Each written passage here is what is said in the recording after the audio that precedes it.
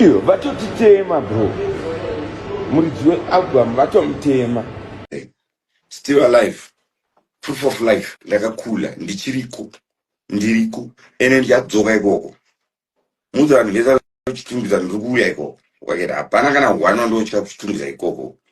Wally 10's performance was disrupted last night in Chitungwiza after mafans atanga kukanda McCain achimutema ari pastage. Ladies and gentlemen, kusangana kwatikuita zvakare pachannel ino, channel yeZim Witness TV yandinodzoka nama-updates akasiyana-siyana, uye ndinoti kana kari kekutanga kusvika pano ndinokumbirawo kuti ungobaya button rekusubscribe then turn on the notification bell kuitira kuti usarasikirwe neevry update yandinodzoka nayo pano nguva nenguva.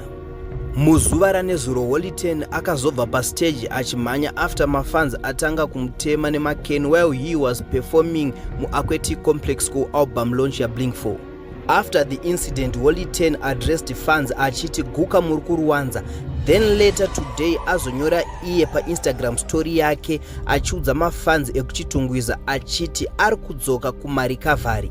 Anyora iye achiti, ndikadzoka nemared bareta muchaziva kuchitungwiza kwenyu ikoko. Then tazoonawo Weeknell Chivayo achiisa comment pakutemwa kwa Wally 10. Anyora iye achiti, ndafara nhasi vakagona, dai vakakatema kumeso kachangamuke. He is now so big-headed, he thinks he is now invisible. So ndokunyora kwaitweko na Weeknell Chivayo achikomenta about kutemwa kwakaitwa Wally 10. But my question is, why is it vanhu vasisafarire Wally 10? Even kubhukwa kumashows haachabhukwe zvekudaro. Inini semuonero wangu muZimbabwe kuti ufarirwe nemafans usanyanyoita zvepolitics.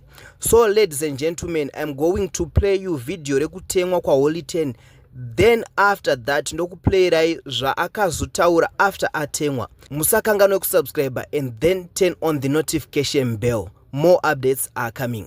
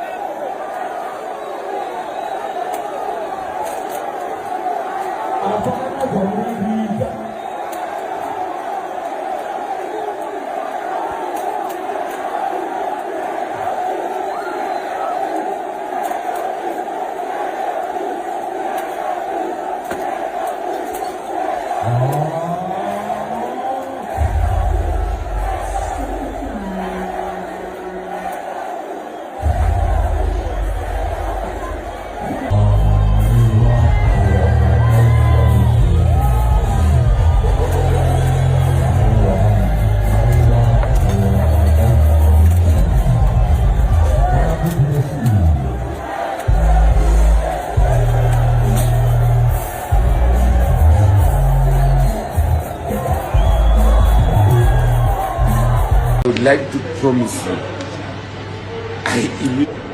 Yo, vatotitema bro. Muridzi wealbum vatomutema.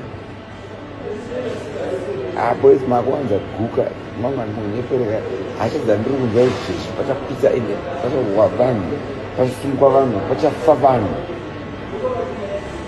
Iwe munopenga here nini? Mina ndikandaya patini vakomana isai mabhiya zangu moza tibaya patini. Still alive. Proof of life. Ndakakula. Ndiriko. Ene ndiyadzoka ikoko.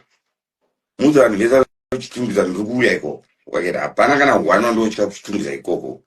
Ndirikudzoka. Don't even worry. Don't even. Chiko chikuitika sound wangu. Izvi ndo zvinodisturba wewe. Problem yakatoitika ndeyekuti hamurespekte masini zvelevel kuti chero Blink4 wacho makamutema. Chero Blink4 wacho manga makamutemere chiwa.